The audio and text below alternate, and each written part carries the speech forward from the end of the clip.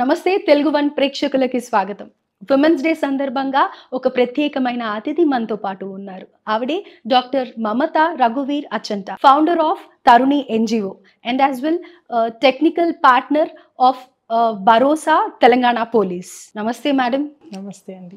So how come అందరికీ అంతర్జాతీయ మహిళా దినోత్సవ శుభాకాంక్షలు. Thank you ma'am, thank you so much. And really I feel very much blessed to talk to you. And me interview తీసుకోవడం అనేది నాకు చాలా నా ప్రొఫైల్లో చూపించుకోవడానికి చాలా స్ట్రాంగ్గా ఉంటుంది అని అనిపిస్తుంది. అసలు అంటే చిన్నప్పటి నుంచి అంత విద్య మీద కానీ లేకపోతే సామాజిక అంశాల మీద కానీ అంత ఇంట్రెస్ట్ రావడానికి గల కారణం ఏంటి? మా పేరెంట్స్ అయి ఉంటారు.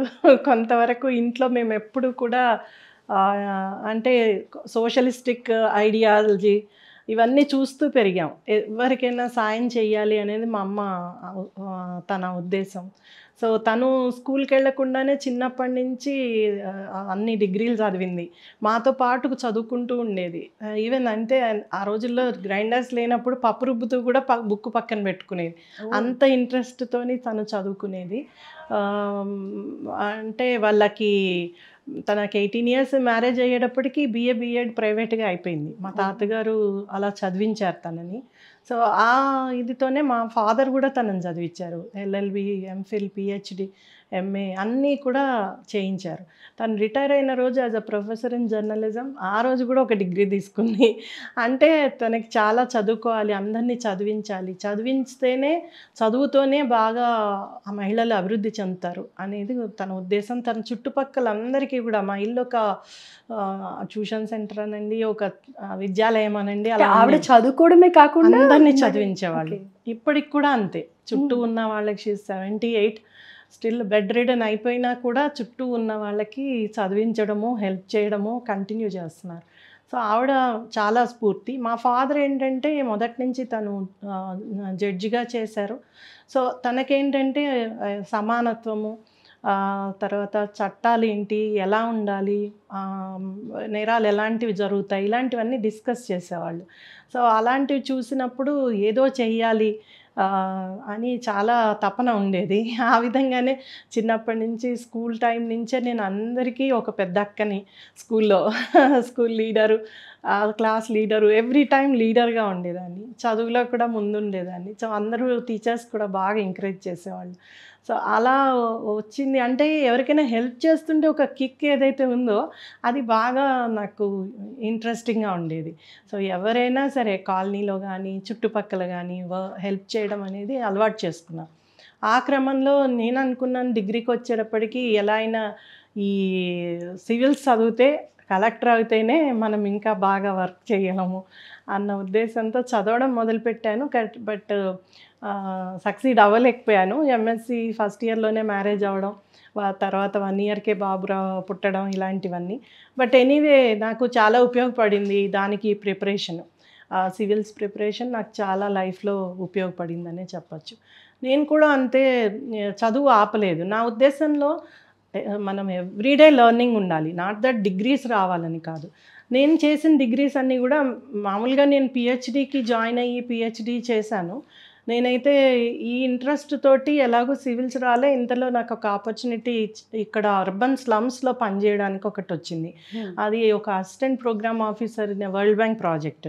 లక్కీగా దాంట్లో సెలెక్ట్ అవ్వడం, ఒక 5 ఏళ్ళు ఇక్కడ స్లమ్స్లో పనిచేయడం, ఒక 25 మంది ఎన్జిఓస్తో 800 స్లమ్స్లో ఉమెన్ హెల్త్ మీద పనిచేసాం. ఉమెన్ అండ్ చిల్డ్రన్ హెల్త్ మీద. సో అది చాలా ఫౌండేషన్ వేసింది. నాతో పనిచేసిన నా పైన అధికారులు కానీ, మేము చాలా క్లోజ్గా యూనిసెఫ్తో పనిచేసేవాళ్ళం. అక్కడున్న అధికారులు కానీ వాళ్ళందరూ కూడా చాలా సపోర్ట్ చేశారు. ఆ విధంగా నేను అసలు సోషల్ వర్క్ అంటే ఏంటి, ఎలాగా ఒక ఎన్జిఓ రన్ చేయాలి, గవర్నమెంట్లో ఎలా ఉంటుంది, గవర్నమెంట్లో ఏం చేయొచ్చు, ఎలా చేస్తే మనం అనుకున్నది వాళ్ళ ద్వారా చేయించుకోగలం, అలాంటివన్నీ ల్యాప్సెస్ ఏంటి, అసలు మహిళలకి పిల్లలకి ఉన్న ఇబ్బందులు ఏమున్నాయి, అలాంటివన్నీ, అలానే బీదరికాన్ని చాలా దగ్గరగా చూసాం. అంటే ఎంతైనా మేము ఒక అఫ్లుయెంట్ అన్నను, కాకపోతే వాళ్ళు హయ్యర్ మిడిల్ క్లాస్ ఫ్యామిలీ నుంచి వచ్చి ఒక జడ్జి కూతురు, ప్రొఫెసర్ కూతురు, అంటే ఒక ఆఫీసర్ భార్య, ఈ పద్ధతిలో నేను బీదరికాన్ని అంత దగ్గరగా మనం చూసే అవకాశం ఉండదు. సో ఆ క్రమంలో నేను స్లమ్స్లో తిరిగేటప్పుడు బీదరికాన్ని దగ్గరగా చూడడం, ఏం కావాలనేది చూడడం. తర్వాత నేను పెట్టిన తరుణి సంస్థకి అంకురం కూడా దాంట్లోంచే పడింది. మేము ఒక ప్రోగ్రామ్ చేశాము అక్కడ ఆడపిల్లలకి అడాలసెంట్ హెల్త్ మీద, అంటే మెన్స్ట్రువల్ హైజీన్, న్యూట్రిషన్ వీటన్నిటితో యూనిసెఫ్ వారు, ఎన్ఐఎన్ వాళ్ళు వీళ్ళందరం కలిసి చేసాం. ఓ 15,000 మంది పిల్లలతోటి ఒక పెద్ద బాలికా మేళా పెట్టాం ఇక్కడ స్టేడియంలో ఆ రోజుల్లో. This was 1998. సో ఆ టైంలో అది చూసాక నాకు అనిపించింది, ఒక చిన్న ఇనిషియేటివ్ వలన ఆడపిల్లలో ఎంత కాన్ఫిడెన్స్ బిల్డ్ చేయొచ్చు, వాళ్ళకి ఎంత హోప్ ఇవ్వచ్చు, దానివలన వాళ్ళు కొత్త గోల్స్ సెట్ చేసుకుని ఎంత బాగా ముందుకు రావచ్చు. అండ్ ఆడపిల్లని కనుక మనం దారిలో పెట్టగలిగితే కుటుంబం ఒక దారిలో ఉంటుంది, సమాజం ఒక దారిలో ఉంటుంది అనే ఆలోచన వచ్చింది. సో దాంతోనే తరుణి రిజిస్టర్ చేసుకుని 1999లో రిజిస్టర్ చేసుకున్నాను. 2000 నుంచి అనుకోకుండా మా వారికి తను IFS, Indian forest service, so తనకి కన్జర్వేటర్గా వరంగల్ ట్రాన్స్ఫర్ అయింది. నేను 5 ఏళ్ళు చేసిన వర్క్ ఇక్కడ రిజైన్ చేయాల్సి వచ్చింది. చిన్న పిల్లలు ఉన్నారని వెళ్ళిపోయాం వరంగల్. అక్కడికి వెళ్ళాక మావారే వెనకపడి, చూడు నేను ఒక స్కూల్కి వెళ్తున్నా, గర్ల్స్ హై స్కూల్కి రా, ఊరికే ఏం చేస్తావు అని తీసుకెళ్తే అక్కడ చూస్తే ఎంటైర్లీ డిఫరెంట్ సినారియో. అసలు పిల్లలు సివియర్ ఎనీమియాతోటి మాల్నరిష్డ్గా, ఆడపిల్లలు అసలు ఎలా ఉన్నారు అంటే ఏమీ తెలియదు వాళ్ళకి. అది చూసి నాకు నిజంగా కడుపు తరుక్కుపోయింది. ఏంటి పిల్లలు ఇలా ఉన్నారు పాపం, ఏం లేదు అని. ఇంకా అప్పటి నుంచి ఏం చేశానంటే, వాళ్ళ స్కూల్ వాళ్ళు కూడా మేడం రెగ్యులర్గా రండి మా దగ్గరికి, అది ఇది అన్నారనమాట. నాకు వచ్చిన విద్య చెప్దాం వీళ్ళకి, నాకు తెలిసిన విషయాలు చెప్దాం. రోజు ఒక క్యాన్ నిండా వాళ్ళకి స్ప్రౌట్స్, తర్వాత చిక్కీ, అరటిపళ్ళు ఆ బ్యాగ్ నిండా పెట్టుకుని వెళ్ళేదాన్ని. మీ ఇంటి నుంచి స్వయంగా తీసుకొని వెళ్ళేదాన్ని. వెళ్ళి వాళ్ళు ఎప్పుడు టైం ఇస్తే ఆ class 6th to 10th class పిల్లలకి లెసన్ చెప్పేదాన్ని. ఏం చెప్పేదాన్ని అంటే మెన్స్ట్రువల్ హైజీన్, తర్వాత లైఫ్ స్కిల్స్ చేసేవాళ్ళండి. ఇవన్నీ పెడుతున్నాను. తర్వాత ప్రేమగా మాట్లాడుతున్నాను. నేను ఎంత పాపులర్ అయిపోయా అంటే కొద్ది రోజుల్లోనే నన్ను ఆంటీ ఆంటీ అంటూ చుట్టుముట్టేవాళ్ళు పిల్లలు. అలాగా అక్కడ దాదాపుగా 10 గవర్నమెంట్ గర్ల్స్ హై స్కూల్స్ ఉన్నాయి. కాజీపేట, వరంగల్, హన్మకొండ. ఇది అవ్వంగానే ఇంకో టీచర్లు అడిగారు. అలా 10 స్కూల్స్ 1 ఇయర్లో దాదాపు 1000 మంది ఆడపిల్లల్ని ట్రైనప్ చేశాక నాకు అనిపించింది, వీళ్ళందరినీ కలిపితే బాగుంటుంది అని ఒక బాలికా మేళా పెట్టాం. ఆ బాలికా మేళా పెట్టాక నేను స్కూల్లో పిల్లలకి అందరికీ ఒక్కొక్క థీమ్ ఇచ్చి వాళ్ళకి, అంటే వాళ్ళ టాలెంట్ని బయటికి తీసుకురావడానికి కల్చరల్ ప్రోగ్రామ్స్ ప్లాన్ చేసాం. ఆ చేసిన క్రమంలోనే నేను ఈ ప్రోగ్రామ్కి అంతా ప్లాన్ చేస్తున్నా, కలెక్టర్ గారిని పిలుద్దాం, ఇవన్నీ చేస్తున్న క్రమంలోనే ఒక స్కూల్కి వెళ్తే ఒక గ్రూప్ ఆ డాన్స్ ప్రోగ్రాంలో ఉన్న అమ్మాయి పెళ్ళి అన్నారు. నేను షాక్ అయిపోయాను. అంటే 5వ క్లాస్ అమ్మాయికి పెళ్ళేంటి అని. ఎందుకంటే ఇక్కడ స్లమ్స్లో చూసింది ఏంటంటే లేట్ మ్యారేజెస్, 19, 20, 25. అయితే ఇక్కడ చూస్తే అసలు స్కూల్లోనే అప్పుడు గమనించాను, తాళి కట్టుకుని మెట్టలు పెట్టుకుని. అంటే హైదరాబాద్ నుంచి వరంగల్ 130 కిలోమీటర్స్, ఇంత తేడా ఏంటి? అది కూడా Warangal is an academic hub, university ఉంది, మెడికల్ కాలేజ్ ఉంది, ఎన్ఐటి ఉంది, ఎన్ని రకాలుగా ఉండగా పిల్లలు ఇంత చిన్న పిల్లలకి పెళ్ళిళ్ళు ఏంటి అక్కడ రీజన్ ఏం చూసారు మరి? అది ఒకటండి, ఇది సాంప్రదాయం అని కొన్ని కులాల్లో. తర్వాత ఆడపిల్ల మీద ఉన్న వివక్ష. మనకి మొదటి నుంచి కూడా మిషనరీస్ ఇవన్నీ కూడా బ్రిటిష్ టైం నుంచి ఎక్కువగా ఆంధ్రాలో పెట్టాయి. ఇక్కడ తెలంగాణలో నిజాం సర్కార్ ఉండడం వలన చాలా తక్కువ ఉమెన్కి రిలేటెడ్ స్కూల్స్, కాలేజెస్ వచ్చాయి. మనకి స్వాతంత్రం వచ్చాకనే ఇక్కడ మాడపాటి హనుమంతరావు గారి స్కూల్ కానీ ఇలాంటివి చిన్న చిన్నవన్నీ రావడం మొదలు, ఆలియా స్కూల్ కానీ ఇవన్నీ రావడం మనకి ఇమాజిన్ చేయండి, ఆ స్వాతంత్రం వచ్చిన టైం నుంచే వచ్చాయి. అంతకుముందు ఇక్కడ చదువు లేదు. దాంతో చాలా వెనుకబాటుతనం, ముఖ్యంగా మహిళలకి వెనుకబాటుతనం చాలా ఎక్కువ. ఇప్పటికీ కూడా మా పిల్లలు ఎవరైతే కాలేజీలకు వస్తున్నారో వాళ్ళు ఫస్ట్ జనరేషన్ కాలేజ్ గోయర్స్. అంటే వాళ్ళు ఎప్పుడు, వాళ్ళ తల్లులు ఎప్పుడు చదువుకోలేదు. అలాంటి పరిస్థితి ఇంకా ఉంది. ఆ క్రమంలో నేను అది ఏంటి వీళ్ళకి కారణాలు అర్థం చేసుకుని దాని మీద పనిచేయడం మొదలుపెట్టాం. ఆ పాప పెళ్ళి ఫస్ట్ ఆపాం. అది కలెక్టర్ గారి హెల్ప్ తోటి, అప్పుడు ప్రభాకర్ రెడ్డి గారు అని ఐఏఎస్, ఆయన కలెక్టర్గా ఉండేవారు, ఆయన హెల్ప్ తోటి అమ్మ ఆపేద్దాము అన్నారు. సో అది ఆపాక ఆయన ఏం చేశారు, రోజు చాలా కాల్స్ వచ్చేసేవి, ఇక్కడ పెళ్ళవుతోంది, అక్కడ పెళ్ళవుతోంది అని. అప్పుడు ఆయనకు చెప్తే ఆయన ఏం చేశారు, తన ల్యాండ్లైన్ నెంబరే ఇచ్చేసి ఎవ్వరు పెళ్ళున్నా ఇక్కడ ఇన్ఫామ్ చేయండి, నా ఆఫీస్ 24/7 ఓపెన్ ఉంటుంది అని. సో అలాగా మేము ఒక 3 నెలల్లో 40 పెళ్ళిళ్ళు ఆపాం. ఇప్పుడు అన్నారు, ఇంకా ఏంటమ్మా ఇది ఇలా ఉందని మాకు తెలీదు, మీరు ఫస్ట్ దాని మీద ఒక సర్వే చేయండి, అసలు ఎన్ని పెళ్ళిళ్ళు రిపోర్ట్ అయ్యాయి అంటే 1500 పెళ్ళిళ్ళు పర్ ఇయర్ రిపోర్ట్ అవుతున్నాయి వరంగల్ జిల్లాలో, పాత వరంగల్ జిల్లాలో అనేది తెలిసింది.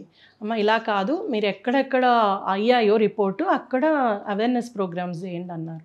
సో ఒక 4 months మేము ఒక 80 గ్రామాలు తిరిగి పిల్లల్నే పెట్టుకుని, ఈ స్కూల్ పిల్లల్ని ఒక టీమ్గా తయారు చేసి వాళ్ళ చేత కల్చరల్ ప్రోగ్రామ్స్ వాళ్ళ చేత చెప్పించడం, నేను చదువుకుంటున్నాను, మీ పిల్లల్ని మీ అమ్మాయిల్ని కూడా చదివించండి అనేటట్లుగా అలా చేసాం. అది బాగా క్లిక్ అయింది. దాంతో ఇంకా నెమ్మదిగా నాకు కూడా వచ్చే కాల్స్, వీటిని ఆపడం, ఎలా ఆపాలి, ఏ డిపార్ట్మెంట్స్ ఇన్వాల్వ్ చేయాలి. సో ఒక 5 departments, education, police, women and child welfare, revenue, తర్వాత హెల్త్, ఇవన్నీ డిపార్ట్మెంట్స్ని ట్రైనప్ చేయడం మొదలుపెట్టాను. సో మా వారికి 2 ఏళ్లలోనే ట్రాన్స్ఫర్ అయిపోయింది హైదరాబాద్. అందరు అన్నారు, ఏదో ఆవిడ స్టార్ట్ చేసింది ఆఫీసర్ భార్య, ఎవరికే ఇలాంటివి ఎన్నో చూసా ఉంటా అని అన్నారు. నేను వచ్చేస్తుంటే అందరు అలా మాట్లాడేటప్పటికి నాకు చాలా ఛాలెంజ్గా అనిపించింది. ఏంటి నేను ఇంత సమస్య చూసి వదిలేయలేను అనేసి అనుకుని ఇంకా సరే నేను ఏమైనా సరే కంటిన్యూ చేయాలి అని.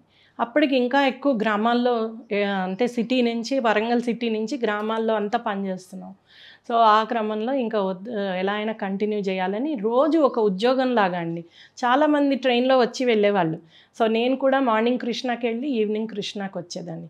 అలాగా కొన్నేళ్ళు ఖచ్చితంగా రోజు వెళ్ళడం ఒక డ్యూటీ మాదిరి. అయితే ఇక్కడ మీరు ఏదైతే రిప్రొడక్టివ్ సిస్టమ్ మీద నేను చెప్పేదాన్ని క్లాసెస్ అని అంటూ ఉన్నారో, సో ఈ సరోగసీ మీద కూడా మీ పోరాటం అక్కడి నుంచే స్టార్ట్ అయిందని అనుకోవచ్చా? అవునండి. 2004లో నేను ఒకసారి ఒక విలేజ్కి వెళ్తే, అంటే అక్కడ గిరిజన గ్రామము, అక్కడ చూసింది ఏంటంటే అత్తగారు కడుపుతోంది, కోడలు కడుపుతోంది. ఎప్పుడో 80s, 70s వినేవాళ్ళం అత్త కోడలు, అమ్మ. నేను ఆశ్చర్యపోయాను, అదేంటమ్మా నువ్వు కడుపుతున్నావు, ఈ అమ్మాయి కడుపుతోంది, ఈ అమ్మాయికి 20 ఏళ్ళు కూడా ఉండవు, ఆమెకు ఒక 40 ఏమో ఉంటాయి, 40-45. ఏంటంటే పిల్లల్ని కానీ ఇచ్చేస్తామన్నారు. అంటే ఎవరికి ఇస్తారు, ఏం చేస్తారు అని అన్నీ కనుక్కుంటే అది సరోగసీ. అసలు సరోగసీ ఉంటుంది, ఇలా చేస్తున్నారు అనేది నాకు తెలియదు. అక్కడున్న ఒక నటోరియస్ డాక్టరు, ఒక నర్సింగ్ హోమ్ నడిపే ఆయన ఈ పనులన్నీ చేసేవాడు. పిల్లల్ని అమ్మేవాడు, పిల్లల్ని కొనేవాడు, అమ్మేవాడు. తర్వాత ఇలాగ వీళ్ళకి కొంత డబ్బు ఇచ్చి వాళ్ళకి ఫ్రీ మందులు ఇస్తున్నాం, మీరు కనండి అనేసి కనిపించేవాళ్ళు.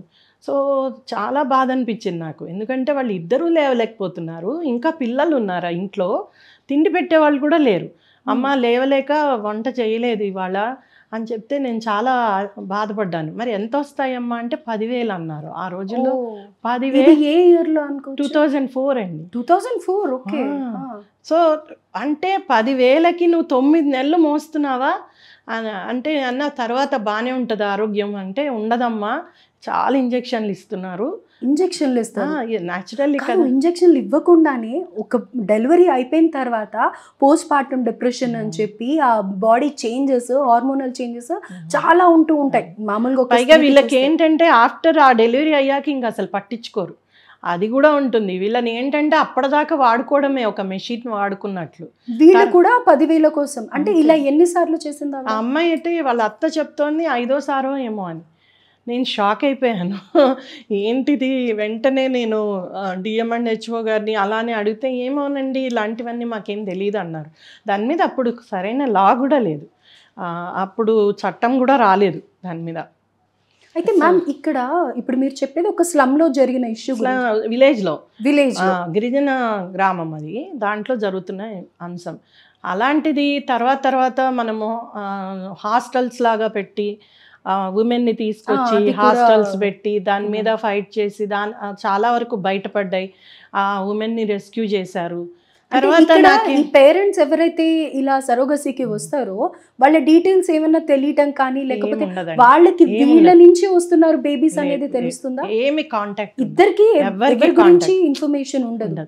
కానీ మరి మేడం అంటారు కదా మధ్యవర్తులే అంతా మధ్యవర్తులే. యాక్చువల్లీ వాళ్ళు 1.5 lakh 1 lakh 2 lakhs తీసుకుంటారు పేరెంట్స్ నుంచి.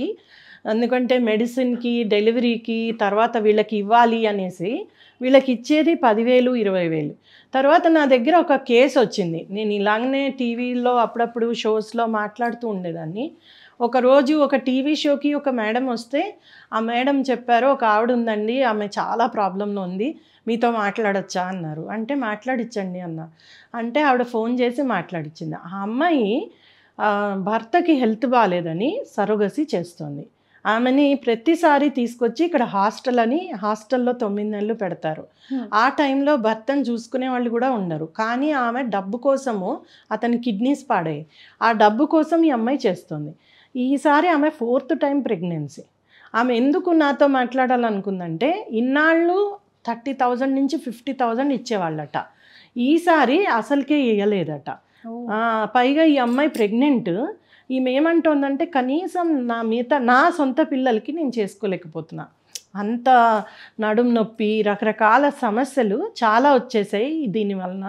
మరి ఆ పుట్టే బేబీస్ హెల్తీగా ఉంటారా? డెఫినెట్గా హెల్తీగా ఉంటారు. ఎందుకు హెల్తీగా ఉంటారు అంటే మంచి వీళ్ళకి హాస్టల్లో ఫుడ్డు, వీళ్ళకి కావాల్సినవన్నీ, అందుకనే కదా అవన్నీ చేసేది. సో దట్ చేస్తేనే తర్వాత పిల్లలు బాగుంటారు అని. అలానే అన్నీ చూస్తారు. అన్ఎక్స్పెక్టెడ్ గా ఏదన్నా అవుతే ఏం చేయలేము, అవుతూ ఉంటాయి.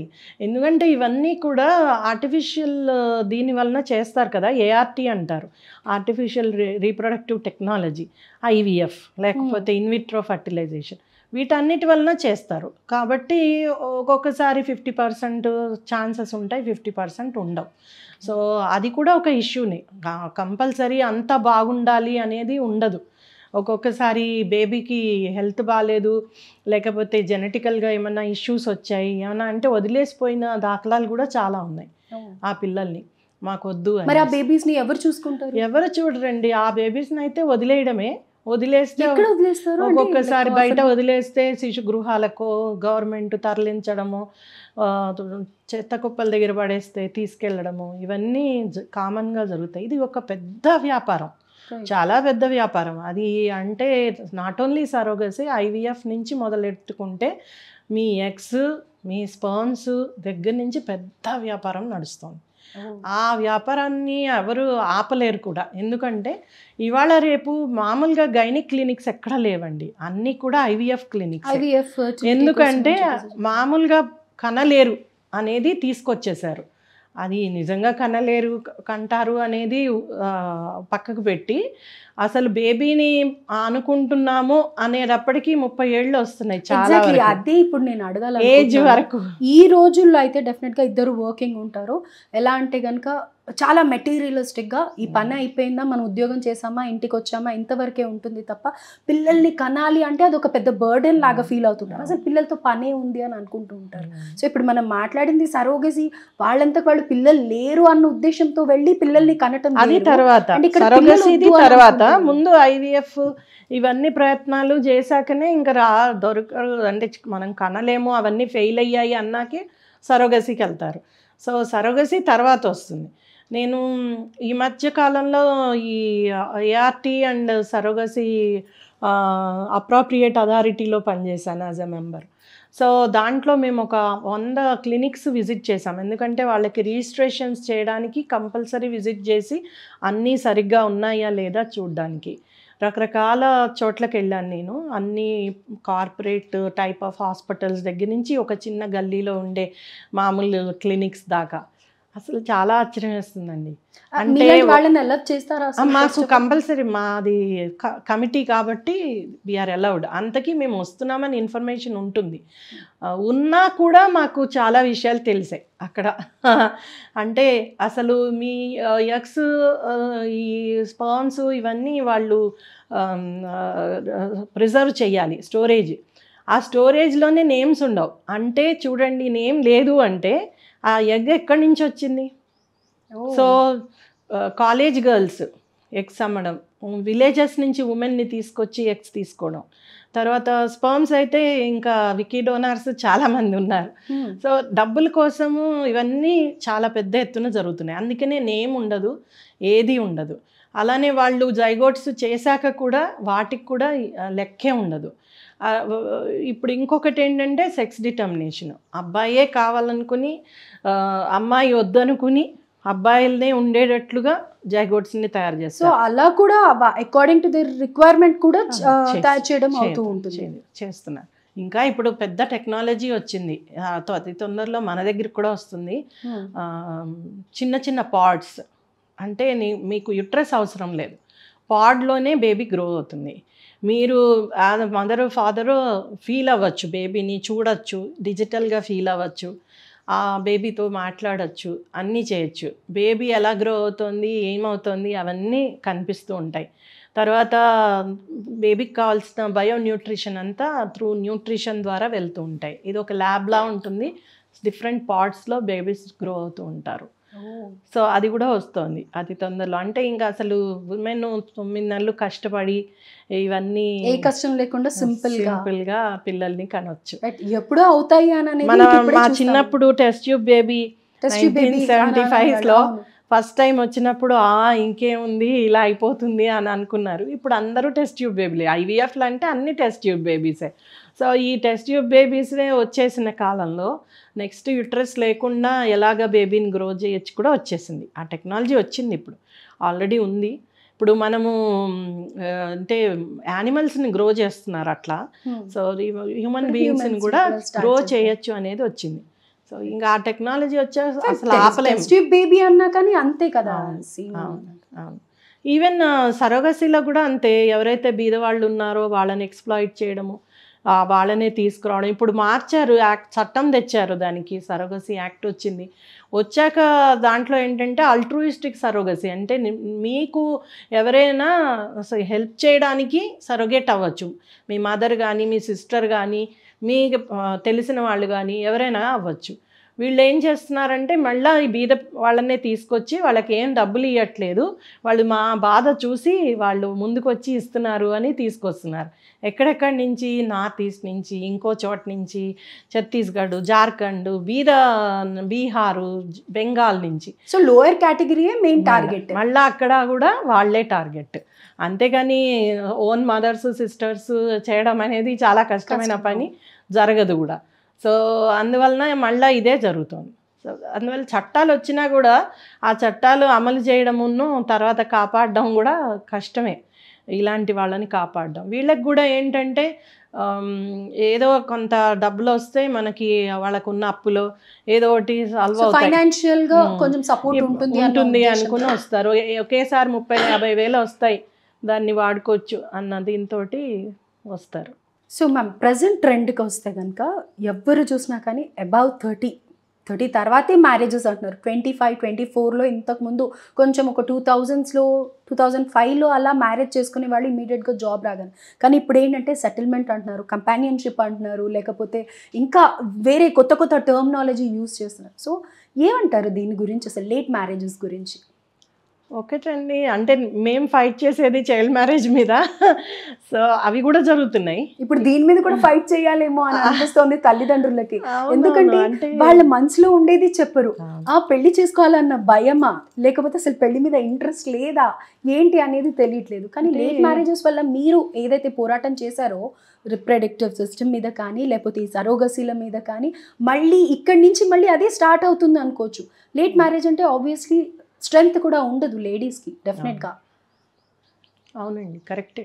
అంటే మరీ 18 దాటంగానే పెళ్లి చేయాలని కాదు, 24-25కి పెళ్లి చేసుకుంటే అట్లీస్ట్ 30 లోపల పిల్లల్ని అంటే సైంటిఫిక్గా డెఫినెట్లీ మంచి ప్రాజెనీ వస్తారు. అండ్ ఉమెన్ కూడా రివైవ్ అవడానికి మళ్ళీ అవకాశం కూడా ఉంటుంది. కానీ ఇవాళ రేపు ఏంటంటే child is a burden. Parents ఇవాళ మంచి స్కూల్కి పంపించాము, మంచి కాలేజీకి పంపించాము, లేకపోతే తిండి వాళ్ళు ఏది అడిగితే అది పెట్టాము, రాగానే ఇంకో ట్యూషన్కి పంపాము, అంతేకాని బర్డెన్ తీసుకోవడానికి ఇంట్రెస్ట్ లేదు. అంటే burden in the sense time గడపడము, వాళ్ళతో పాటు సాక్రిఫైస్ చేయడం వాళ్ళ కోసము, లేకపోతే వాళ్ళతో పాటు ఉండడము, కష్టపడము. ఇప్పుడు ఫర్ ఎగ్జాంపుల్ మా మదర్ నా 10th ఎగ్జామ్స్కి ప్రతి ఎగ్జామ్కి వచ్చి కూర్చునేది 3 hours.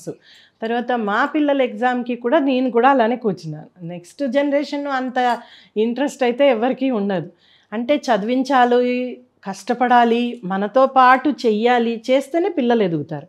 ఇప్పుడు ఒక యానిమల్ అయినా ఒక బర్డ్ అయినా తన పిల్లలకి అన్నీ నేర్పించుకుంటుంది ఓపిగ్గా.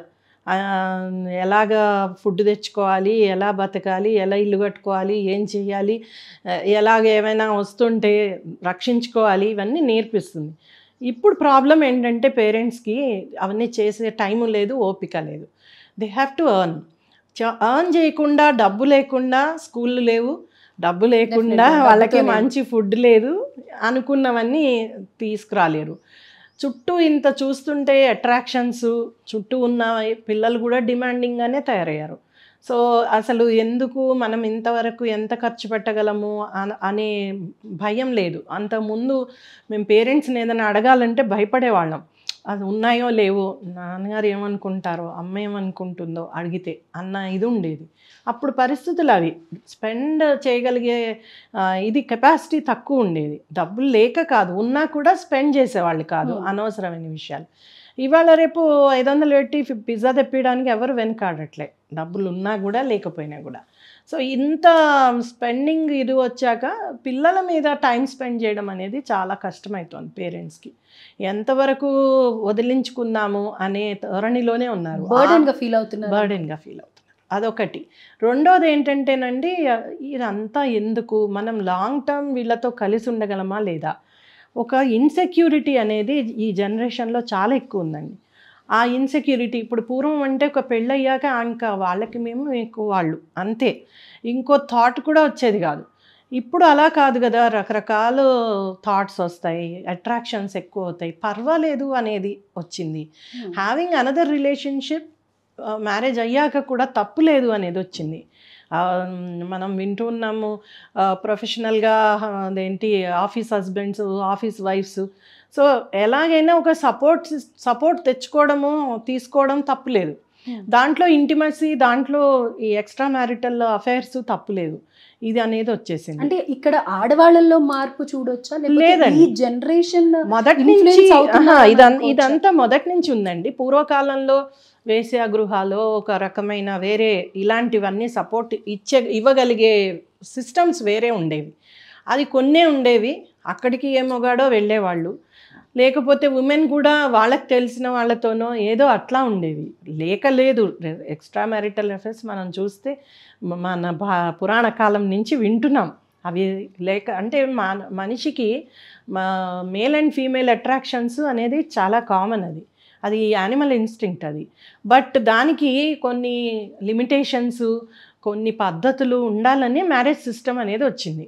ఆ మ్యారేజ్ సిస్టమ్ ఎవాల్వ్ అవ్వుకుంటూ చాలా చక్కటి దాంపత్యం ఉండాలి, అప్పుడే మంచి కుటుంబాలు, ప్రాజని బాగుండాలి, నెక్స్ట్ వచ్చే జనరేషన్స్ బాగుండాలి అనేది మన ధర్మాలు చెప్పాయి.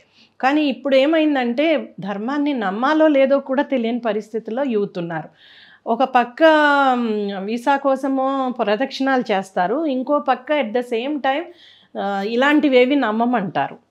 సో ఇవన్నీ కూడా సైంటిఫిక్గా కొంతవరకు డెవలప్ చేసి తీసుకొచ్చినవి, తర్వాత కొంత మూఢత్వం ఉన్నా కూడా కొంతవరకు సైంటిఫిక్గా డెవలప్ చేసినవి. రిలేషన్షిప్స్, ఆ రిలేషన్షిప్ని ఎలా మేనేజ్ చేసుకోవాలి, అంటే ఫ్యామిలీస్, పెద్ద ఫ్యామిలీస్, ఎక్స్టెండెడ్ ఫ్యామిలీస్, వాళ్ళందరితోటి ఎందుకు ఉండాలి. ఇప్పుడు బలగం సినిమా రాగానే అందరూ ఎందుకు కనెక్ట్ అవ్వగలిగారు, ఇవన్నీ అవసరము అనేది తెలిసింది దానివల్ల. సో అలాగా ఆ రిలేషన్షిప్స్ వలన మెంటల్ హెల్త్ బాగుంటుంది, ఆ సంబంధ బాంధవ్యాల వలన వీళ్ళకి ఆరోగ్యంగా ఉండగలరు, సపోర్ట్ సిస్టమ్స్ దొరుకుతాయి, ఏదైనా ఎప్పుడైనా అవసరం ఉన్నప్పుడు అని.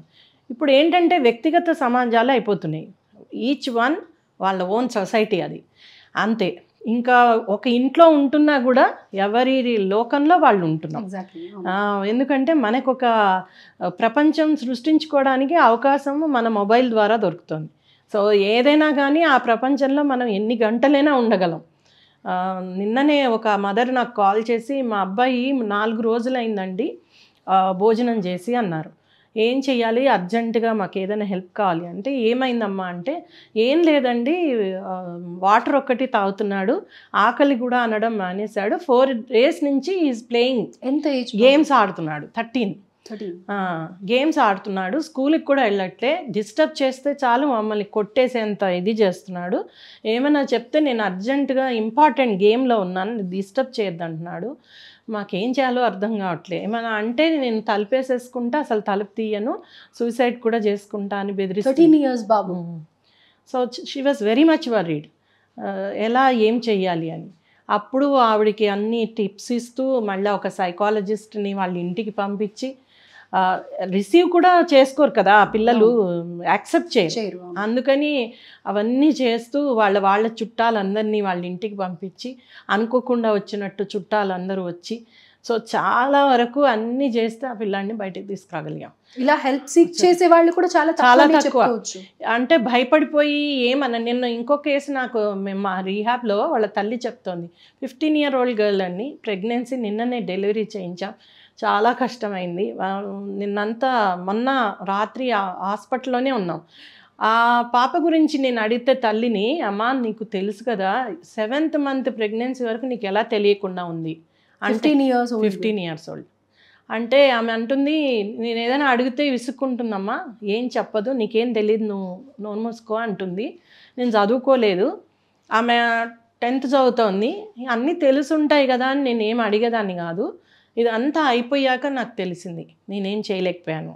అంటే ఇక్కడ మదర్ది మిస్టేక్ అనుకోవాలా, లేకపోతే అమ్మాయిది మిస్టేక్ అనుకోవాలా, ఇద్దరిది మిస్టేక్? డెఫినెట్గా నేను ఇంకా అనుకుంటానండి, they are children. At the end ఒక చైల్డ్ ఈజ్ ఎ చైల్డ్ అండి. 18 బిలో మీరు ఎంత చెప్పండి మెచ్యూరిటీ ఉండదు. వాళ్ళకి ప్రపంచంలో చాలా విషయాలు తెలిసి ఉండొచ్చు. 13 yearకో 14 yearకో నేను CEO అయిపోయాను కంపెనీకి అని అనుకోవచ్చు. But at the same time జీవితం నేర్పే పాఠాలు వేరు. అది తెలిసిన వాళ్ళు తల్లిదండ్రులు. అందుకని తల్లిదండ్రులదే తప్పు. తల్లిదండ్రులు టైం ఇవ్వలేనప్పుడు నేను అందుకే అంట కనకండి. ఎంత బాధ అనిపిస్తుందంటే మాకు వచ్చే కేసెస్లో definitely it is the negligence of parents. ఆ పేరెంట్స్కి అంత టైం లేకపోతే they have to seek support. ఇప్పుడు నేను ఫీల్డ్లో ఉన్నంతకాలం మా మదర్ వచ్చి మా పిల్లల్ని చూసేది, లేకపోతే మా హస్బెండ్ చూసుకుంటున్నారు అంటేనే నేను వెళ్ళగలిగేదాన్ని. అంటే we use to seek support. ఇప్పుడు ఏంటంటే సపోర్ట్ కూడా న్యూక్లియర్ ఫ్యామిలీస్ ఎవ్వరూ రారు ఒకళ్ళకొళ్ళు. మా అన్నయ్య కొడుకు అమెరికాలో ఉంటాడు, పెద్ద డాక్టర్, వాళ్ళ వైఫ్ డాక్టర్, ఏరా పిల్లల్ని కలరా అంటే ఎవరు వస్తారమ్మా మాకు చేయడానికి, మా మదర్ డాక్టరు, మా అత్తగారు సాఫ్ట్వేర్ ఇంజనీరు, వాళ్ళంతా అమెరికాలో సెటిల్, ఎవరు రారు, నేను నానికి ఇచ్చి పెంచాలి పిల్లల్ని పెంచాలంటే, లేదంటే మా కెరీర్ని ఆపేసుకుని ఎలా కంటాం? ఇప్పుడే మేము మొదలుపెట్టాం మా కెరీరు, మేము ఆపేసుకుని ఎలా కంటాం?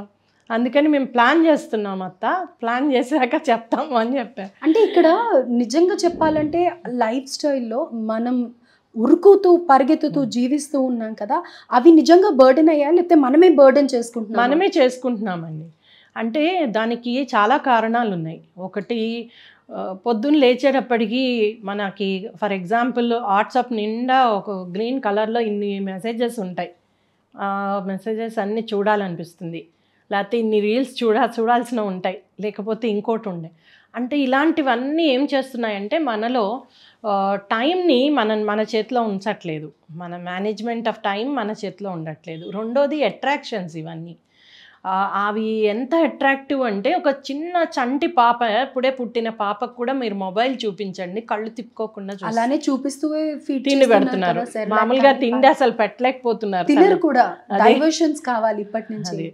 సో అలాంటి అంత అట్రాక్షన్ ఉన్నవి, అంత ఓవర్ అట్రాక్షన్ ఉన్నవి, అవి మనని టోటల్గా కబ్జా చేసుకున్నాయి. రిమోట్ మన చేతుల్లో ఉందనుకుంటున్నాం, కానీ రిమోట్ ఆ గ్యాడ్గెట్స్ చేతుల్లోనే ఉంటుంది మన లైఫ్ని. ఇప్పుడు కొంత రియలైజేషన్ వచ్చింది, అది కూడా కోవిడ్ తర్వాత కొద్దిగా వచ్చింది, కానీ చాలా కష్టం పిల్లల్ని. కానీ అంటే ఈ జనరేషన్ పిల్లలకి పరిస్థితి అది, వాళ్ళ వాళ్ళ లాంగ్ sad వర్కింగ్ అవర్స్ కూడా thing. అనుకోవచ్చా? ఏదైతే కెరియర్ సెటిల్మెంట్ అని అనుకుంటూ ఉంటాం కదా. కాకపోవచ్చండి. నా ఉద్దేశంలో ఆ రోజుల్లో అలా పనిచేసిన డాక్టర్స్ లేరా, అలా పనిచేసిన ఉమెన్లో కూడా అలా పనిచేసిన వాళ్ళు లేరా? ఫర్ ఎగ్జాంపుల్ స్వాతంత్రోద్యమం ఉంది, వాళ్ళందరూ రోడ్ల మీద వెళ్ళి జైళ్ళల్లో ఉండి అన్ని పనులు చేశారు కదా.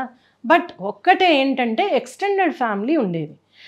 ఆ పిల్లాడిని నేనెందుకు చూడాలి అని అనుకునేవాళ్ళు కాదు. ఇప్పుడు ఇంటి పక్కన పిల్లల్నే చూడాలి అనుకోవట్లే. మా మదర్ చదువుకుంటూ ఉద్యోగం చేస్తూ ఉంటే మమ్మల్ని ఏదైనా అవసరం వస్తే మా పక్కింటి ఆంటీ చూసేది. ఊరెళ్ళినా కూడా మా పక్కింటి వాళ్ళ దగ్గర వదిలేసి వెళ్ళిపోయేది మా అమ్మ. అంటే వాళ్ళు మమ్మల్ని అంత ప్రేమగా చూసుకునేవాళ్ళు. అన్నం పెట్టడము, ప్రతిదీ చూడడము, వీళ్ళ జాగ్రత్తలు చూడడము. పక్కన వాళ్ళ మీద కూడా మనకు ట్రస్ట్ ఉండేది. ఇప్పుడు లేదు కదా, ఇప్పుడు లేదు. ఇంట్లో వాళ్ళనే చెప్తూ ఉంటా, పక్కింట్లో ఆడపిల్లలు ఉన్నారు, చిన్న పిల్లలు, వాళ్ళ అమ్మకి చెప్తూ ఉంటామ్మా ఎవరింటికి పంపకమ్మా. ఎందుకంటే నేను డే ఇన్ డే అవుట్ చూసే చైల్డ్ అబ్యూస్ కేసెస్ చూస్తూ ఉంటే నేను అదే చెప్తా, ఎవరిని నమ్మలేమమ్మా ఈ రోజుల్లో. దానికి కూడా మళ్ళీ కారణం ఏంటి అంటే గ్యాడ్గెట్స్. అందుకే అంటున్నాం, మన కంట్రోల్లో మనం ఉంచుకోవాలి అంటే ఈ రోజుల్లో చాలా మనని మనం కంట్రోల్ చేసుకోవాలి అంటే చాలా ఎక్కువ శాతం ఋషుల కన్నా ఎక్కువగా మనం దాని మీద మన బాడీ మీద కాన్షియస్నెస్, సెల్ఫ్ అవేర్నెస్ ఎవరిది వాళ్ళుగా దీంట్లో నుంచి బయటికి రావాలి. అది చేయకపోతే అంటే ఇది ఆపలేం. టెక్నాలజీ ఇది ఆగదు కూడా, రేపొద్దున ఇంకా ఇంకా ముందుకే వెళ్తుంది.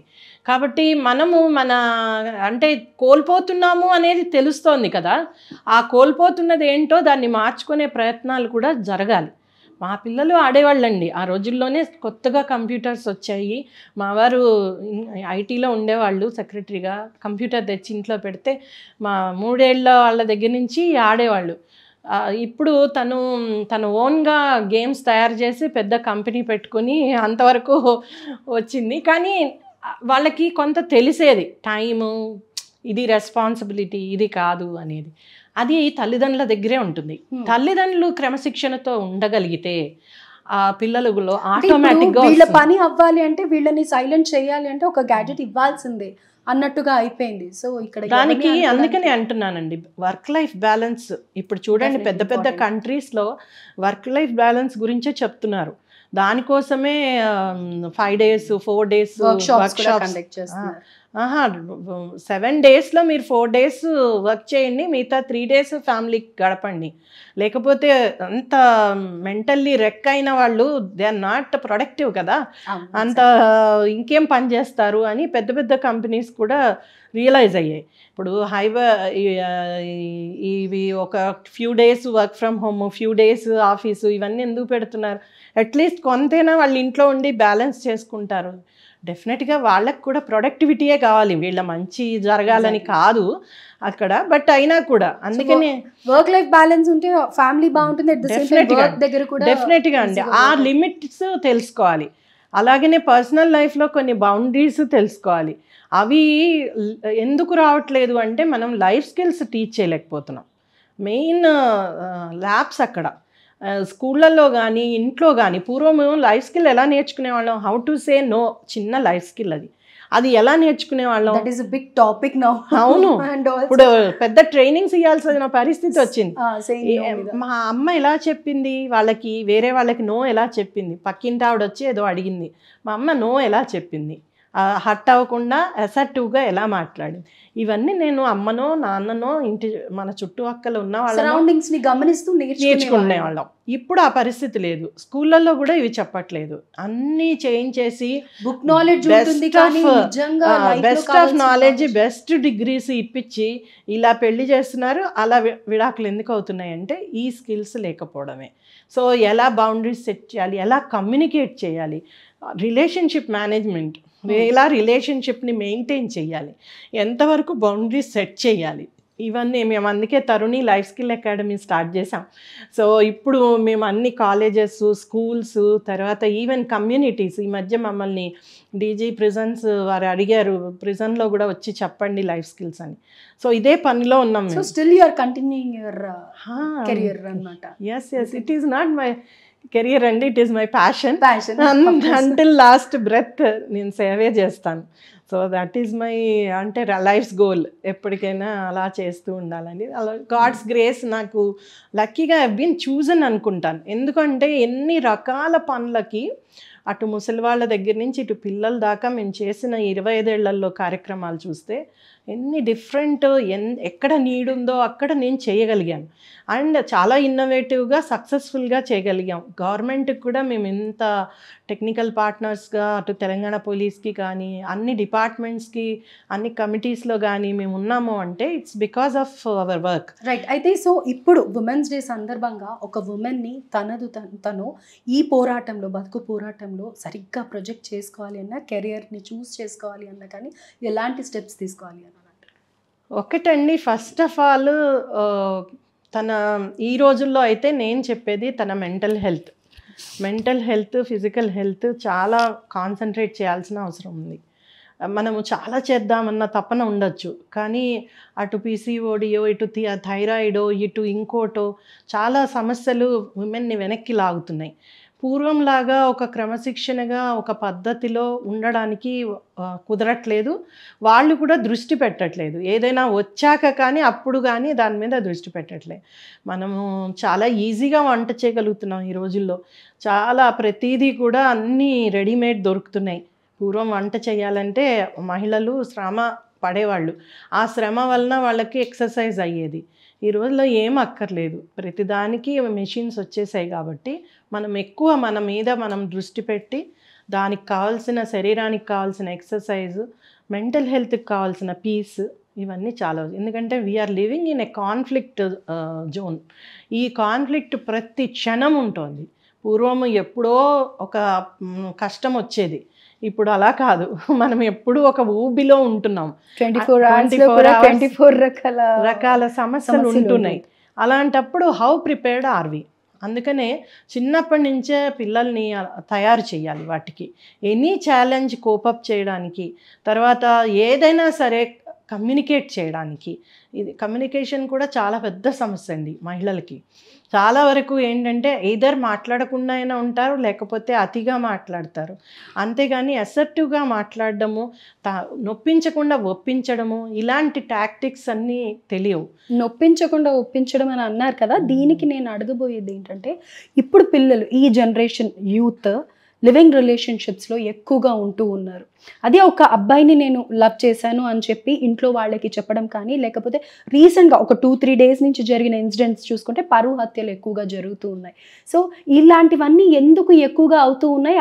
మీరన్న సేయింగ్ నో కానీ, లేకపోతే ఒప్పించడం కానీ ఎందుకు చేయలేకపోతున్నారు అనే దాన్ని డెవలప్ కాలేదు. ఆ స్కిల్స్ లేవు కాబట్టే వాళ్ళు ఎలాగ హ్యాండిల్ చేయాలో సిచ్యువేషన్ని తెలుసుకోలేకపోతున్నారు. ఇప్పుడు చూడండి, పూర్వం క్రైమ్ చేసేవాళ్ళు అంటే ఒక హత్య జరిగింది అంటే అది ఏదో కరుడుగట్టిన నేరస్తుడో, చాలా దానికి ప్లానింగో, ఏదో వెనకాల బలమైన కారణాలు ఉండేవి. ఇప్పుడు అలా కాదు. క్షణికంలో అతి సామాన్యుడు పెద్ద హత్యలు చేస్తున్నారు. తర్వాత అంటే ఇంకా ఒక వావి వరస ఏమీ లేదు. కొడుకు తల్లిని చంపుతున్నాడు, తల్లి కొడుకుని చంపుతుంది. ఇంకా దానికి అన్ని రకాలు భార్యలు, భర్తలు, ప్రతిదీ కూడా ఒక కామన్ ఇంట్లో ఏదో ఒక ఆయుధాలతోటి చంపుకోవడం. ఏదో ల్యాండ్ లేకపోతే పొలిటికల్ పరంగానో ఇలాంటి ఇష్యూస్ ఏదో ఫ్యామిలీస్ లోనే ఇవన్నీ అవుతూ ఉన్నాయి. దానికి కారణం ఏంటంటారు? అలాంటి ఏదైనా ఛాలెంజ్ వస్తే ఏదో ఒకటి దాన్ని ఇన్స్టెంట్గా సొల్యూషన్ కావాలి. ఆ ఇన్స్టెంట్ సొల్యూషన్లో మనిషిని అంతం చేయడం చాలా ఈజీ సొల్యూషన్గా కనిపిస్తుంది. అందువలన ఇలా ఆలోచిస్తున్నారు. అంటే ఈ మనిషి అడ్డు తొలగిపోతే మనకి ఎలాంటి ప్రాబ్లం? లాంగ్ టర్మ్లో ఆ మనిషి మీద పని చేస్తేనే ఆ మనిషి మారుతాడు. ఇప్పుడు ఒక డ్రంకర్డ్ హస్బెండ్ ఉన్నాడు, అతన్ని మార్చుకోవాలి అంటే చాలా టైం పడుతుంది, సమయం పడుతుంది. తర్వాత మార్పు తీసుకురావడానికి వేచి చూడాలి. సో ఇన్ని చేసే ఓపిక ఎవరికి లేదు. అడ్డు తొలగించుకుంటేనో వదిలేస్తేనో అది బెటర్. సో ఎయిదర్ కార్పెట్ కింద దోసేసి హషప్పైనా చేస్తున్నారు, లేదు అంటే దాన్ని అంతం చేస్తున్నారు. ఆ ఇన్స్టెంట్ ఏదైతే ఉందో సొల్యూషన్ కోసం ఆలోచిస్తున్నారో వాటి వల్లనే ఇవన్నీ అవుతున్నాయి. ఎందుకు మొదలవుతున్నాయో కారణాలు ఏంటంటే వాళ్ళకి సరైన సపోర్టివ్ సిస్టమ్స్ లేకపోవడము, డెవలప్ చేసుకోకపోవడము, at the same time skills లేకపోవడము, వాటిని ఎదుర్కొనే కోపింగ్ అప్ స్కిల్స్, ఎదుర్కోగలిగిన స్కిల్ లేకపోవడం. సో ఈ స్కిల్స్ నేర్పాల్సిన బాధ్యత తల్లిదండ్రులదండి, ఎవరిది కాదు. ఒక పిల్లాడు అగ్గి ముట్టుకుంటాడు అంటే, మంట ముట్టుకుంటున్నాడు అంటే ఎలాగైతే చిన్నప్పుడు నేర్పిస్తావో, ఒక తాగుడుకో ఒక డ్రగ్స్కో అలవాటు పడుతున్నాడు అంటే ఫస్ట్లోనే ఆ పిల్లాడిని బయటికి తీసుకురాగలిగితే తల్లో తండ్రో టీచరో ఎవరో ఒకళ్ళు, డెఫినెట్గా వాడు మళ్ళీ సక్సీడ్ అవుతాడండి. అలా 101 ఎగ్జాంపుల్స్ ఉన్నాయి. అదే అక్కడ వదిలేసి లేటుగా అంతే చేతులు కాలేక ఆకులు పట్టుకున్నట్టు లేటుగా స్పందిస్తే దానివలన వాళ్ళకు వచ్చేది ఏమీ ఉండదు. అంటే వెనక్కి రాలేరు. దానివల్ల టోటల్ ఫ్యామిలీ కొలాప్స్ అవుతుంది. నాట్ ఓన్లీ వాళ్ళొక్కళ్ళే కాదు, టోటల్ ఫ్యామిలీ అంతా కొలాప్స్ అవుతుంది. సో ఇది తల్లిదండ్రులు ఎంత త్వరితంగా నేర్చుకుంటే చాలా రైట్ ఫ్రమ్ పేరెంట్స్ దగ్గర నుంచే రావాలి, ఇంట్లోంచే రావాలండి. రైట్, ఇంట్లోంచే రావాలి. ఈ మధ్య కాలంలో విన్న దిశ కేసు కానీ, లేకపోతే కనుక కోల్కతా ఇన్సిడెంట్ కానీ, ఇక్కడ ఎక్కువ కూడా మనం ఆడవాళ్ళ మీద జరిగే అఘాయిత్యాలు చూస్తూ ఉన్నాం. అలాగే అట్ ద సేమ్ టైం చిన్నపిల్లల మీద కూడా దాడి చేస్తున్నారు, ఇంకా రేపులు జరుగుతూ ఉన్నాయి. ఇలాంటి కేసెస్లో న్యాయం జరగనప్పుడు వీళ్ళు ఎవరిని అప్రోచ్ అవ్వాలి, ఏ విధంగా ప్రొసీడ్ అవ్వాలి అని అంటారు? మనకి అన్ని దేశాల కన్నా మంచి చట్టాలు ఉన్నాయండి యాక్చువల్లీ, కానీ అమలు అవుతాయంటారా? అదే మెయిన్ ప్రాబ్లము. నేను యూకే, యుఎస్, తర్వాత యూరోపియన్ కంట్రీస్, చాలా కంట్రీస్లో తిరిగాను. వాళ్ళ చట్టాల మీద స్టడీ చేశాను. మనకున్న చట్టాలు చాలా కాంప్రహెన్సివ్ చట్టాలు. ఇంత జనాభాకి, అంటే ప్రపంచంలో అత్యధిక జనాభా కలిగిన దేశం మనది. ఇంత జనాభాకి కావలసినట్లుగా పోలీస్ సిస్టమ్ కానీ, ఒక జ్యుడిషియరీ సిస్టమ్ కానీ నడిపించడం అనేది చాలా గ్రేట్. ఇప్పుడు సపోజ్ నేను ఓస్లో వెళ్ళానండి, నార్వే. ఇలానే మేము పెట్టిన భరోసా కేంద్రాలు లాంటివే, భరోసా చైల్డ్ అడ్వకసీ సెంటర్స్ అక్కడ కూడా ఉన్నాయి. ఎందుకంటే ఇది కూడా నేను ఎప్పుడో 2009లో అమెరికాలో చూసిన సెంటర్ని ఇక్కడ పెట్టగలిగాను 2016లో. అయితే ఈ సెంటర్స్లో వాళ్ళకి నెలకి ఒక కేసు వస్తుందండి వాళ్ళకున్న జనాభాకి. ఓకే, మనకేంటి ఇక్కడ నెలకి 300 కేసులు వస్తాయి ఒక సెంటర్కి, చైల్డ్ అబ్యూస్ కేసెసే. అండ్ సంవత్సరం వచ్చేటప్పటికి 2,500 3,000 కేసులు వస్తాయి. సో చట్టాలు చాలా బాగున్నా అమలు ఎందుకు జరగట్లేదు అంటే ఇదొక కారణం. నెంబర్ ఆఫ్ కేసెస్, దానికి తగ్గట్టు నెంబర్ ఆఫ్ కోర్ట్స్ కానీ, జడ్జెస్ కానీ, పోలీస్ కానీ లేకపోవడము, దానికి తగ్గట్టు ఫండ్స్ బడ్జెట్ ఇవ్వకపోవడము, ఇవన్నీ పక్కకు పెట్టేద్దాం. అంటే కంపేర్ దుబాయ్ ఇలాంటి స్టేట్స్తో కంపేర్ చేసుకుంటే మన దగ్గర ఇంకా ఎక్కువే ఉంది అని అనుకోవాలి కదా, పోలీస్ రక్షణ పరంగా కానీ, లాస్ పరంగా. మనకి 1000 మందికి ఒక పోలీస్ ఉండాలి, ఇవన్నీ లెక్కలు ఏదైతే ప్రపంచ పరంగా ప్రామాణికాలు ఉన్నాయో, ఇండికేటర్స్ ఉన్నాయో, ఆ విధంగా అయితే మన దగ్గర లేదు, ఉండడానికి కూడా ఆస్కారం లేదు. అంత గొప్ప అంటే బాగా గొప్ప దేశం కూడా కాదు మనది స్టిల్ అభివృద్ధి చెందుతున్న దేశమే. సో ఇక్కడ చట్టాలు మంచిగానే పెట్టారు, అమలు చేయడంలో లోపాలు డెఫినెట్గా ఉన్నాయి. తర్వాత ప్రజలకు కూడా ప్రాబ్లం ఏంటంటే చట్టాల గురించి తెలియదండి. అందరం అన్నీ చదువుతున్నారు కానీ ఈవెన్ ఐటీ 10th ఫెయిల్ అయిన వాడు కూడా ప్రోగ్రామింగ్ నేర్చుకుంటాడు, ఏమైనా తయారు చేయగలుగుతాడు, ఏదైనా ఏమి చదువుకునేవాడు ఒక రీల్ కూడా చేస్తాడు. అదే చట్టం గురించి తెలుసుకోరు. ఆ అబ్బాయి మళ్ళీ ఏదైనా కేసులో అయ్యాకనే అరే ఎలా అయిపోయింది, ఎట్లా అయిపోయింది అనుకుంటారు. అంటే అదే ఫారిన్ కంట్రీస్లో కంపల్సరీ చట్టాలు నేర్చుకోవాల్సిందే ప్రతి ఒక్కళ్ళు. నువ్వు కారు నడుపుతావు అంటే, డ్రైవింగ్ నేర్చుకున్నావు, లైసెన్స్ గురించి వెళ్ళావు అంటే ఖచ్చితంగా ఆ చట్టం మీద వాళ్ళకి ఎగ్జామ్ ఉంటుంది. మన దగ్గర ఎగ్జామ్ ఉన్నా అదంతా తూతూ మంత్రమే, ఏమి కూడా అంతే మేనేజ్ చేయొచ్చు. సో అలాంటి పరిస్థితి మన దగ్గర లేదు. చట్టాలు ఉన్నాయి, వాటిని నేర్చుకోవాలి, తెలుసుకోవాలి, అమలు పరిచేటట్లు మనమే చూసుకోవాలి. ప్రజల బాధ్యత అది. అమలు జరిగేటట్లు ప్రభుత్వం మీద ఒత్తిడి తేవడం బాధ్యత. తర్వాత ఎవరైతే ఇలాంటి వేధింపులు గురయ్యారో ఆ చట్టాన్ని సరిగ్గా ఉపయోగించుకోగలడం కూడా. ఒక దగ్గర తనకి న్యాయం జరగలేదు, సపోజ్ ఒక ఎఫ్ఐఆర్ జరగలేదు వాళ్ళ పిల్లలకో తనకో అన్యాయం జరిగినప్పుడు, అక్కడ జరగకపోతే మనం కోర్టులో వేసుకోవచ్చు. కోర్టులో కూడా కోర్టు ఆర్డర్ ఇవ్వచ్చు పోలీస్కి. సో ఇలాంటివి చిన్న చిన్న విషయాలైనా లీగల్ ప్రొసీజర్స్ తెలిస్తే డెఫినెట్గా. నాకు తెలిసిన ఒక క్యాబ్ డ్రైవర్ ఉన్నారండి, వాళ్ళ బాబు 4 ఇయర్స్ బాబు ఒక కార్పొరేట్ స్కూల్లో చదువుతూ ఉన్నప్పుడు సడన్గా ఒకరోజు వాళ్ళకి ఫోన్ వచ్చింది, అతను ఫీజు పే చేయలేదు, ఈ నెల పిల్లలందరినీ నిలబెట్టారు, ఫీజు పే చేయలేదు, మీరు మధ్యాహ్నం లోపల చెయ్యాలి అది ఇది అని బెదిరించారు. సరే పెట్టేశారు. మధ్యాహ్నం కల్లా ఇంకో ఫోన్ వచ్చింది, బాబు చనిపోయాడు అని. సో వీళ్ళు షాక్ అయిపోయి వెంటనే వెళ్ళేటప్పటికి ఆల్రెడీ హాస్పిటల్ తీసుకెళ్ళిపోయారు, అంతా అయిపోయింది. తీరా ఏం జరిగింది అక్కడ అనేది తెలుసుకుంటే ప్రిన్సిపాల్ ఎవరైతే ఫీజు పే చేయలేదో వాళ్ళని కొట్టాడు. ఈ పిల్లాడిని కొట్టినప్పుడు గోడకి తగిలి ఆ పిల్లాడు చనిపోయాడు, తల గోడకి తగిలి చనిపోయాడు. అది వాళ్ళు మాయం చేసేసి సీసీ ఫుటేజ్ తీసేసి అన్నీ చేసేసి వీళ్ళకి ఓన్లీ 7 అప్పచెప్పారు. అప్పటి నుంచి ఇది జరిగి దాదాపు 12 ఏళ్ళు 13 ఏళ్ళు 11 ఏళ్ళు అండి. ఇప్పటిదాకా అన్ని కోర్టులలో పోరాడుతూనే ఉన్నాడు అతను. నేను అదే అనుకుంటాను, ఒక cab driver he can not afford, ఇంత కూడా ఎఫర్ట్ చేయలేని వాడు అన్నీ నేర్చుకున్నాడు, ఎలా ఉంటుంది, ఏ కేసు వేస్తే ఏమవుతుంది. ఇంకా సుగాలి ప్రీతి కేసులో కూడా ఇదే అయింది అని చెప్పుకోవచ్చు. ఆ తల్లి ఇంకా ఫైట్ చేస్తూనే ఉంది అసలు. సో అందుకని ఒక కామన్ మ్యాన్కి ఫైట్ చేయడానికి చట్టం ఉంది, లేదని కాదు. అంటే మన దాకా ఏదన్నా వస్తే కానీ మనం అప్పుడు తెలుసుకోవడానికి ప్రయత్నించట్లేదు, అది ప్రాబ్లం ఒకటి. తర్వాత what are the support systems, ఏమేమి ఉన్నాయి, ఎవరి దగ్గరికి వెళ్తే న్యాయం జరుగుతుంది, ఏది చేస్తే జరుగుతుంది. చాలామందికి 181 అనే ఉమెన్ హెల్ప్ లైన్ ఉందని తెలీదు, నేషన్ వైడ్ హెల్ప్ లైన్. మీరు ఏ corner of the nation you can call 181 for help, ఎవరైనా సరే, జస్ట్ 181. అలానే చైల్డ్ ఇష్యూస్లో 1098 కాల్ చేయొచ్చు. ఇండియా, ఆల్ ఓవర్ ఇండియా ఎక్కడి నుంచైనా. అమెరికాలో 911 గురించి అంత చెప్పుకుంటాం, 1098 తోటి కొన్ని లక్షల కోట్ల మంది పిల్లలు సేవ్ అవుతున్నారు, అది ఎవరు చెప్పుకోరు. అంటే నేను అనేది సిస్టమ్ ఉన్న వాటిని మంచిని మనం మాట్లాడం, లేదు లేదు లేదు అనే అంటూ ఉంటాం. నేను అందుకే ఎన్జిఓ పెట్టాక నేను నేర్చుకున్నది ఏంటంటే, గవర్నమెంట్లో పని చేయకపోతే పని చేయించుకోవాల్సిన బాధ్యత కూడా సివిలియన్ మీదే ఉంది. అది జరిగేటట్లు మనం ఆ లోపాలు ఏంటో వాటిని సరిదిద్దాలి. అందుకే 128 PILs వేసాను. వాళ్ళు మన కోసమే నియమించబడ్డారు కాబట్టి చేయించాల్సిందే వాళ్ళతోటి. నయాన జయిస్తావా, భయాన జయిస్తావా, సామధాన దండోపాయాలు, నువ్వు ఎలాంటి యాక్టివిజం చూపిస్తావు, మేమంతా అడ్వకసీ యాక్టివిజం ఇవన్నీ రకాలు చేసే బాల్య వివాహాల మీద కొత్త చట్టం తేగలిగాం, బాల కార్మికుల మీద కొత్త ఇది తీసుకురాగలిగాం, ఇలా రకరకాల సమస్యల మీద మార్పులు తీసుకురాగలిగాం. ప్రభుత్వానికి కూడా చేయూత ఇచ్చాం, వాళ్ళకు కూడా ట్రైనింగ్స్ ఇచ్చాం, వాళ్ళకు కూడా ఇలా జరుగుతోంది ప్రపంచంలో, మీరు కూడా ఇలా చెయ్యండి అని చెప్పగలిగాం.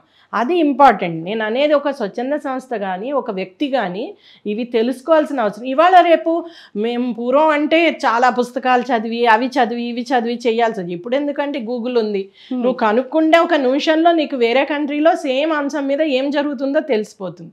సో నేను అనేది ఒకటి నాలెడ్జ్ పెంచుకోవడం, సపోర్టివ్ సిస్టమ్స్ ఏమున్నాయో తెలుసుకోవడం. మంచి అనేది ప్రతి చోట ఉంటుంది, చెడు అనేది కూడా ఉంటుంది. ఆ మంచి ఏదో వెతుక్కుని దాని ద్వారా మనము న్యాయం పొందడం, ఇవన్నీ మనకి జరుగుతుంది, జరగాలి అని కాదు, కానీ ముందే నాలెడ్జ్ ఎడ్యుకేట్ అయిపోయి ఉండాలి. డెఫినెట్ గా ఉండాలి. నేను సెక్షన్ వైజ్ లా తెలుసుకోమని చెప్పట్లేదు, వాట్ ఆర్ ద ప్రొసీజర్స్ తెలుసుకోమంటున్నా.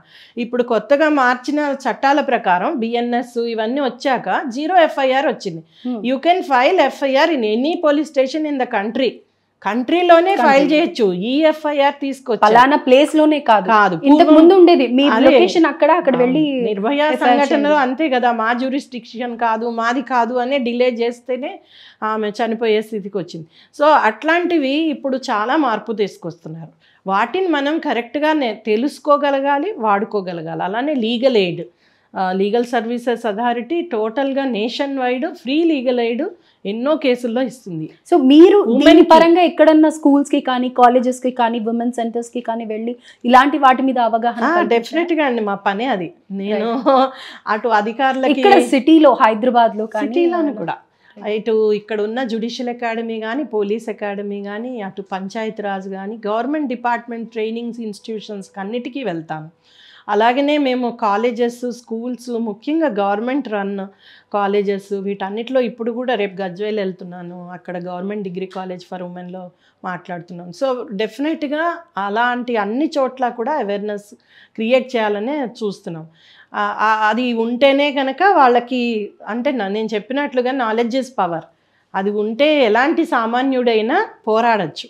అది తెలుసుకోవాలి. మహిళలు ముఖ్యంగా మహిళలు తెలుసుకోవాల్సిన అంశం అది. మనం ఇన్ని రకాలుగా మహిళల అభివృద్ధి అనుకుంటున్నాం. ఒక అమ్మాయిని ఇప్పుడు పీజీ చేసిన అమ్మాయినో ప్రొఫెషనల్గా చాలా హై రీచ్ అమ్మాయిని అడగండి, ఉమెన్ రిలేటెడ్ లాస్ ఏమున్నాయి, నీకు ఏదైనా ఇలాంటి సమస్య వస్తే ఏం చేస్తావు, తెలీదు, బ్లాంక్ ఫేస్ పెడతారు. రైట్. ఇన్ని ఇయర్స్ మీరు అబ్జర్వ్ చేసిన దాంట్లో మిమ్మల్ని కదిలించిన సిచ్యువేషన్ ఏంట్రా ఇది వద్దు అని అనిపించిన సిచ్యువేషన్ ఏదైనా ఉందా? చాలా ఉన్నాయండి. ఒక్క ఇన్సిడెంట్ ఏదైనా.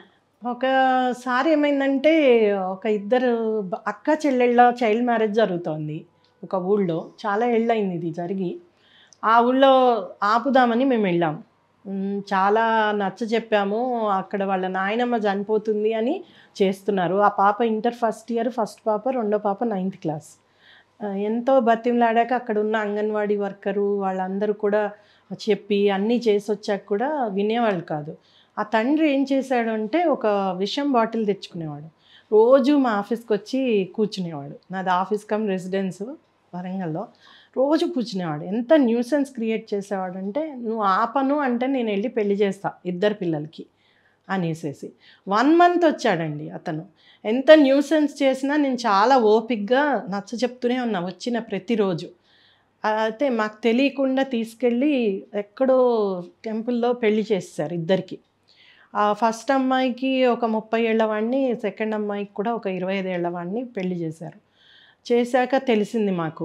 అప్పటికే అంగన్వాడీ వర్కర్ని కొట్టడానికి వచ్చారు. మమ్మల్ని అయితే అసలు ఊళ్ళోకి కూడా రానిలేదు.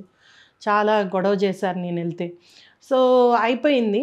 నేను తర్వాత అండి ఒక 3 years తర్వాత నేను అదే ఊరు వెళ్ళాను వేరే పని మీద. వేరే ప్రోగ్రామ్ చేయబోతున్నాం. దాని పని మీద వెళ్తే నాకు వెంటనే ఆ ఇన్సిడెంట్ గుర్తొచ్చి ఎక్కడున్నారు వాళ్ళు అని. అంటే ఇక్కడే ఉన్నారు, ఆ పిల్లలు ఇద్దరు ఇంట్లోనే ఉన్నారు. ఏమైంది అంటే పెద్దమ్మాయి డెలివరీ టైంలో బెడ్ రిడన్ అయిపోయింది. ఆ అమ్మాయి బెడ్ మీదే ఉంది ఇప్పటికి కూడా. బతుకుతుందో లేదో అంటున్నారు అని అమ్మాయి. రెండో అమ్మాయిది ఏమైంది అంటే రెండో అమ్మాయి సెట్ కాలేదని వాళ్ళు వారాన్ని రోజులకే పంపించేశారు. ఆ అబ్బాయికి ఎవరితోనో వేరే అమ్మాయితో ఉందని. సో ఇద్దరు ఇంట్లోనే ఉన్నారు. ఎంత జమ్స్ పిల్లలండి. నేనైతే అసలు ఈ వేస్ట్ నేను చేస్తున్న సేవ, ఈ పిల్లలని నేను రక్షించలేకపోయాను. అప్పుడు తల్లిదండ్రులు వచ్చి కాళ్ళు పట్టుకుని ఏడ్చారు. అమ్మ మీరు చెప్తే ఆ రోజు వినలేదు, మా పిల్లల పరిస్థితి ఇలా అయిపోయింది అని. ఆ తండ్రి వచ్చి రియలైజ్ అయ్యాను. కానీ ఏం లాభము ఇప్పుడు పరిస్థితి. ఆ అమ్మాయి తర్వాత చనిపోయింది. ఆ అమ్మాయి ఆ పాప రెండో పాప కూడా చాలా డిప్రెషన్లోకి వెళ్ళి, అంత జమ్ ఆ పిల్ల 9th క్లాస్లో ఉండే పిల్ల అసలు డిప్రెషన్లోకి వెళ్ళి మెంటల్ హెల్త్ పాడైపోయి అంతా ఇదైపోయింది. సో అదే అనిపిస్తుంది ఒక్కొక్కసారి. అంటే అందరినీ రక్షించలేం, అందరికీ హెల్ప్ చేయలేం, ఎంతో కొంత ట్రై చేస్తూ ఉంటాము. కానీ ఇలాంటివి ఏంటంటే బాధ అనిపిస్తుంది. ఇప్పుడు నిన్న కూడా ఆ పాప 15 ఏళ్ల పాప అంత అవస్థపడి డెలివరీ అవన్నీ చూస్తుంటే అసలు మనం ఎందరం ఉండి వేస్ట్ కదా. ఇంతమంది ఇన్ని రకాల సిస్టమ్స్ ఉన్నాయి, ఇన్ని రకాల అంటే డిపార్ట్మెంట్స్ రన్ అవుతున్నాయి, చట్టాలు ఉన్నాయి, ఇంతమంది ఉన్నాం. ఏం చేసాం ఆ అమ్మాయికి? అంత లైఫ్ అన్యాయం చేసాం. అది తలుచుకుంటే నాకు ఒక్కొక్కసారి అనిపిస్తుంది నేను 25 ఏళ్ళు చేసింది వేస్ట్, ఇంకా ఎంతో చెయ్యాలి, ఏం చేసినా ఇది అంటే డెఫినెట్గా ఇది ఒక రేణువు అంతే, ఇంకా చాలా చేయాల్సింది. అందుకే అనిపిస్తుందండి ప్రతి ఒక్కళ్ళు కొద్దిగైనా కాన్షియస్నెస్ తోటి ఇతరులకి కనుక కొద్దిగైనా సపోర్టివ్గా ఉండగలిగితే, ఎంపతి అనేది ఉంచుకొని హెల్ప్ చేయగలిగితే, అయిపోయాక సింపతి పడే బదులు ఫస్ట్ వాళ్ళకి ఏం గో త్రూ అవుతున్నారు అనేది మనం అర్థం చేసుకొని హెల్ప్ చెప్పగలిగితే చాలా మార్పు వస్తుంది. అంటే మా ఒక్క వల్ల, నా ఒక్క దాని వల్లనో మా సంస్థ వల్లనో అయిపోవు కదా. అదే ఇప్పుడు ప్రయత్నం, ఎక్కువ మందిని ఇలాగ చేయగలిగే వాళ్ళని వాలంటీర్స్ని తీసుకురావాలి. అందుకే తరుణి సహేలి అని పెట్టి మేము ప్రోగ్రామ్ డెఫినెట్లీ అండి, వి విల్ గైడ్ దెమ్. దానికి ఏం లేదు, ఇప్పుడు ఇవ్వాల్సింది ఓన్లీ టైం, మనీ కూడా అక్కర్లేదు. మీ టైం ఈజ్ వెరీ ప్రెషియస్ ఇప్పుడు ప్రతి ఒక్కళ్ళకి. సో ఆ టైంని కనుక ఇవ్వగలిగితే చాలు.